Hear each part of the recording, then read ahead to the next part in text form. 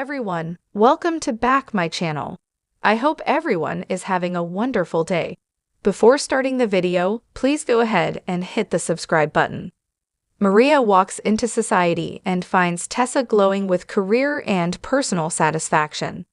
Tessa is humming and says her life is beautiful. Her wife offers to make her even happier. She suggests they find a way to get her in front of an audience again.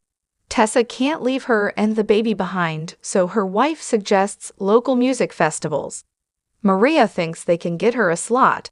As soon as she spots Abby and Devin, she calls out to them. She brags about how multi-talented Tessa is and suggests she deserves a showcase at a music festival. She knows Devin knows everyone in the business. He thinks she'd be perfect for a festival they are putting together. They all agree to that. Devin and Abby get a table.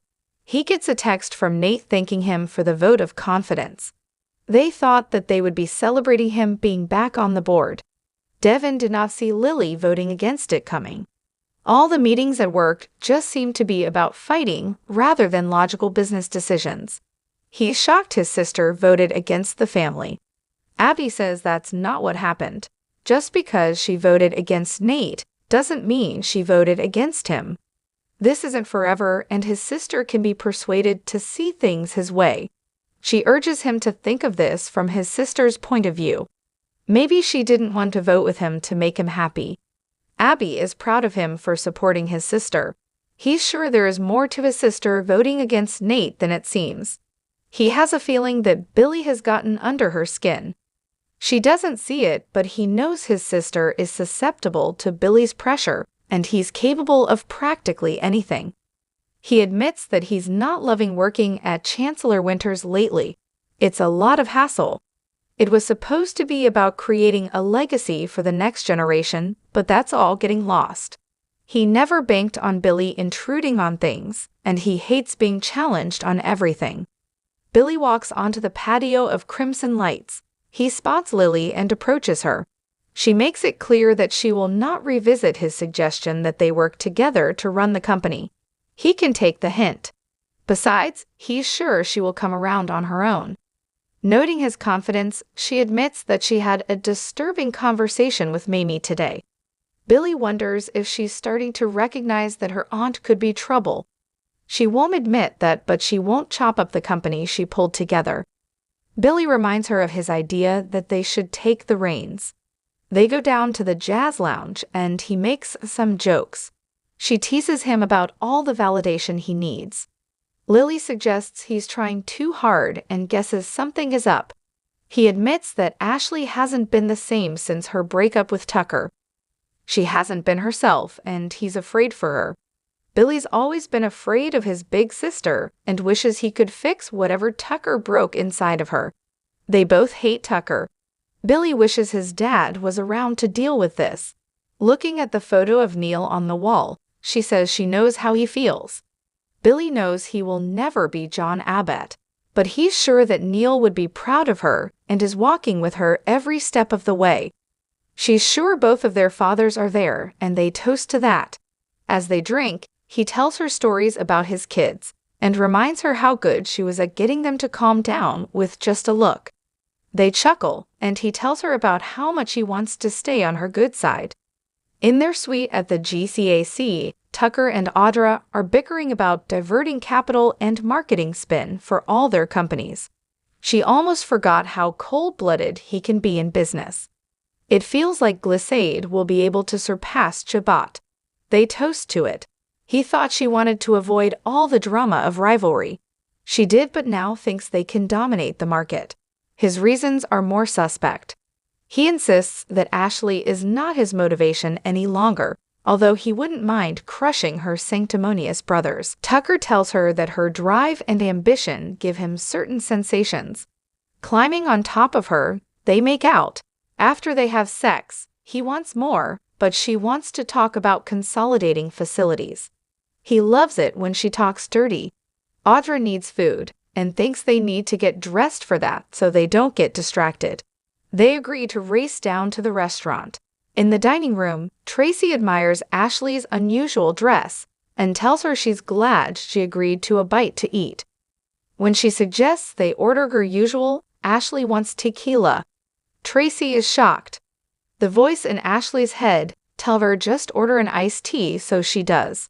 Her sister suggests that she leave her phone on because everyone gets worried about her when she can't be reached. She fills her in on Harrison being home from his ordeal. They didn't tell her about it earlier because they didn't want to add to her burden. Now they can concentrate on her. Ashley forces a smile and curses in her head. Tracy is sure that she was feeling daunted about speaking to a stranger when she ran off from therapy. Her sister says she just got skittish and came there to relax. Gasping, she suggests her sister relax too and orders some shots. Tracy thinks she's spiraling out of control. If she has to hold her hand to get help, she will. But she can't back her up as she hides behind alcohol. Ashley says her tough love is just what she needs and offers to reschedule the appointment for tomorrow. As they head for the door, Tucker and Audra race down the stairs. Ashley immediately begins goading them, telling Audra that she could do a lot better than him. Audra thinks that's a new angle for her. If I were you, I would ditch this daddy issue for good, Ashley suggests, tittering. She insists on going to the powder room on her own. Tucker declares it seems like they have yet another new Ashley. It looks like she hasn't gotten any help. Tracy says this is a private family matter and not his concern. She begs him to let it go. After she walks off, Audra tells Tucker that this is no longer funny and there is something seriously wrong with his ex.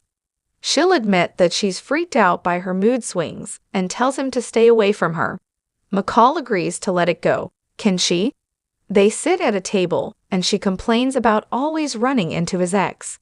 Pulling out the engagement ring, he suggests that one way to keep her away for good would be if she said yes. She's surprised he keeps that on him at all times. He wants to be ready. She urges him to dig deep and recognize that he doesn't want or need this marriage. He jokes that he just wants to introduce himself at parties as her husband.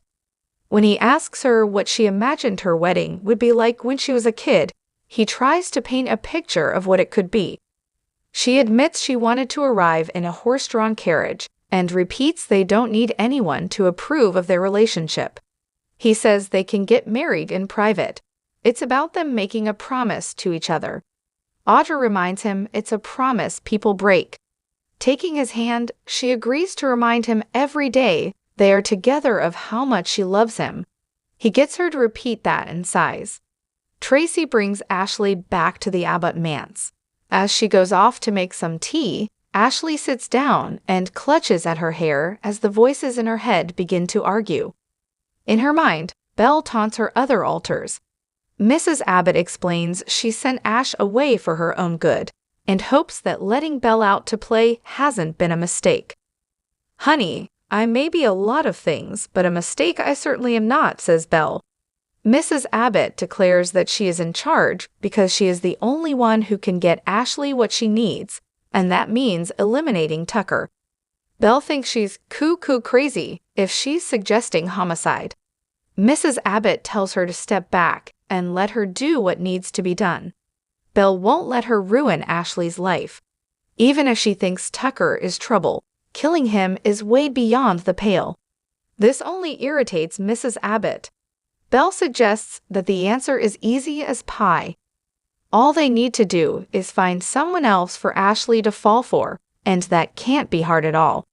Mrs. Abbott thinks this is stupid, but Belle reminds her she's in control and she's not letting go. Tracy wakes her up. She knows she is nervous about seeing a new therapist and asks if she would be more comfortable with her friend in Paris. Belle recalls how smart and charming he is and thinks that he could be the perfect antidote to Tucker. Ashley tells her sister that it's a great idea. That's a relief to Tracy because she has already left him a message. Her sister says that's fantastic and hugs her.